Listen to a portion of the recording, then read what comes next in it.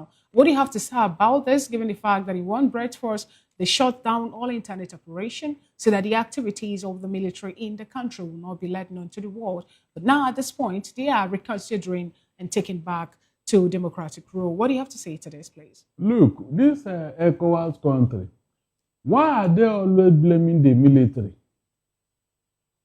for doing what they ought to do in the face of a bad governance in Africa?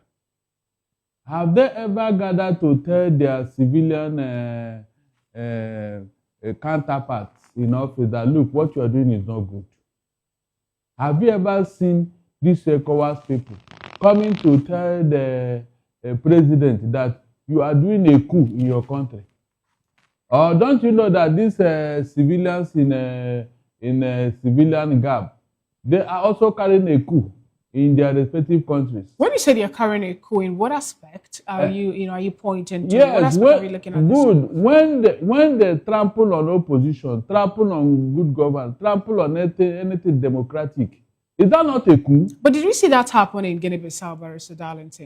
There was a democratic election, and the result of that election is yet to be announced. And we're having two people already trying to cause problem in the country. And from the information we had also, we're told that the military had to intervene because they know that some drug lords are trying to utilize that opportunity after they must have already pushed in gun or firearms into the country to upturn the activity of their country. And that was why they step in.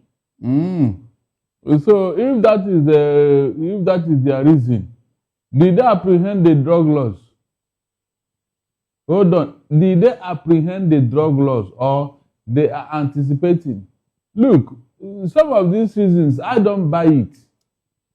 If they tell me now that the drug laws were sponsoring some candidate in the election, I would say yes, it's possible. So do you think the coup that happened in Guinea-Bissau is a sham coup? Do you also align with that line of thought? Yeah, because they sent the president to Senegal, Abi. We learned that today he's somewhere in the DR Congo.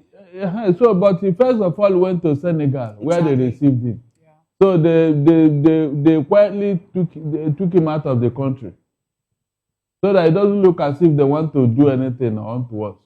It was not like Jonathan said. It was not a palace coup. It was not a coup per se. It was a ceremonial coup.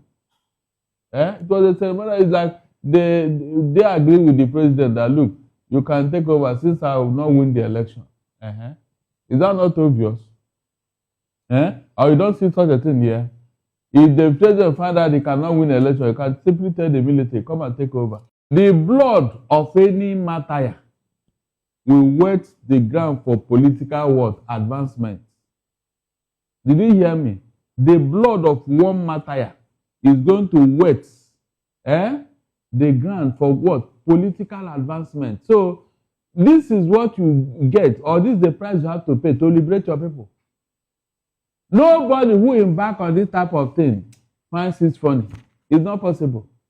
Unfortunately, the people that are oppressing and they're killing them, they don't even know that they are moving the country forward by what they are doing.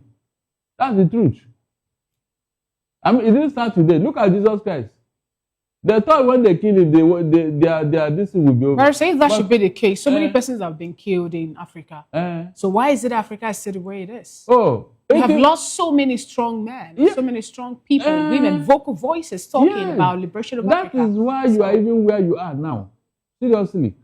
It is the blood of those people that gave Africa what? Independence. Are you not aware?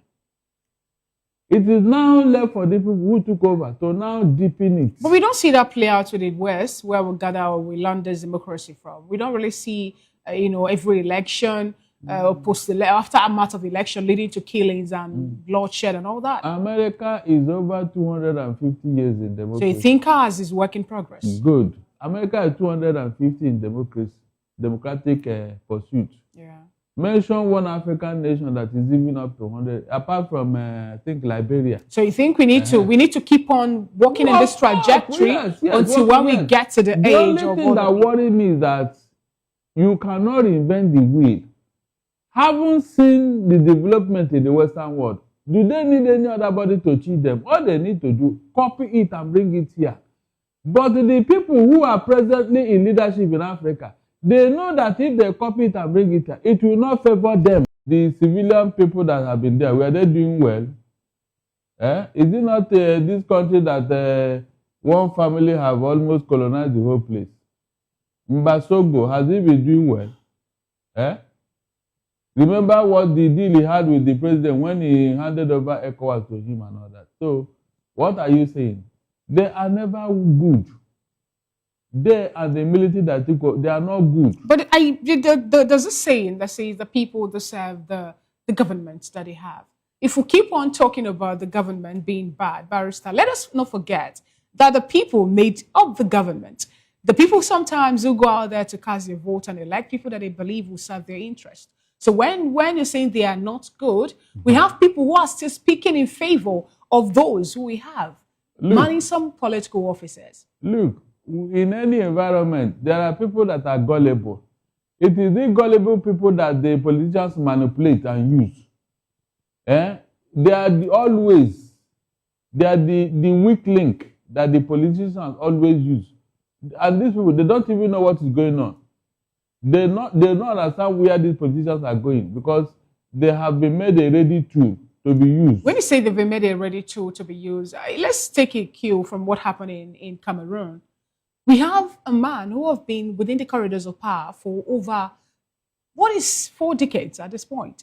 And yet he come up to tell the world that some people are pressurizing him to still be on the ballot. And he went also to be on the ballot. And he won the election. Yes. And he was declared winner. And people were protesting him being there. And other persons were also cramming down on the people protesting his emergence. And we saw other people protesting against the protesters. So when you say, they are all bad, or maybe they are championing these persons who are no longer there, who have been brainwashed to be there, we're still seeing the people playing part in all this. You see, when you have the majority of the people being illiterate, politically illiterate, these are the people they use.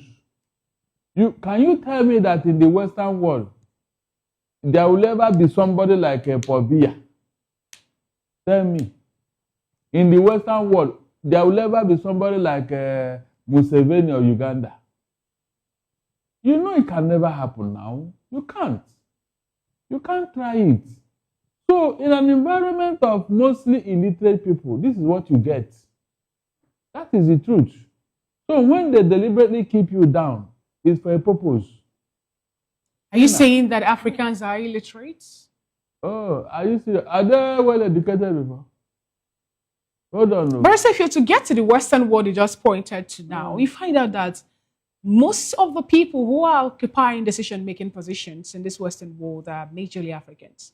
We have the best of the brains in every other aspect and in every other part. So when you say that, illiteracy is what is causing the problem. Yeah.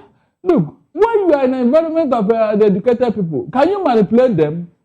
You said it here that your Africans are can they be in that position without being educated? Can they be in that position and still manipulating the whites who are the hosts? You know this is not possible, my dear. If you have a majority of the people that are well educated, and you can't even try it. I say you can't try it. That is what you are saying here. Now, when you say education, that's the meaning. In fact, education helps you in a number of ways. When you see that professors, they went to school to go and read, fine. But people are expecting them to be rich. No, that's not what education gives you. It doesn't give you wealth. It gives you knowledge. Your ability to overcome some of these mundane things that doesn't help the society. That is the meaning. That's the meaning, Fina. So when Africans are down, educationally, the result is what this you are seeing, being manipulated, being teleguided from the studies over centuries about parliamentary and presidential system. The only thing in between is what? Communism or socialism, which backfired in USSR. A strict observance of the communist governance brought USSR down. That's the truth. That was why when China copied it, they now blended it in the center of China. you have the communism or socialism operating. They control the economy so that you will not see all this embarrassing embezzlement you see here. It can never happen here. And they now gave the satellite states freedom to go and do capitalism and work and turn them into industrial base. That's why you have so many people working hard in China for their money. Government gave them that privilege and that leeway. But the center is controlling what they are doing so that nobody will see one kobo in China and get away to enjoy it. It cannot happen. That's what is standing for China today. That particular principle. That is why you see China standing today. If not, some wicked men would have taken away their resources to go and embezzle it like they do here in Nigeria. So they made it as a principle. Even the country's leadership, nobody in China, no matter how highly paid, can see $1, one like this, and you didn't pay for it. So what advice are we given? What would be the solution? Can you do that here in Africa?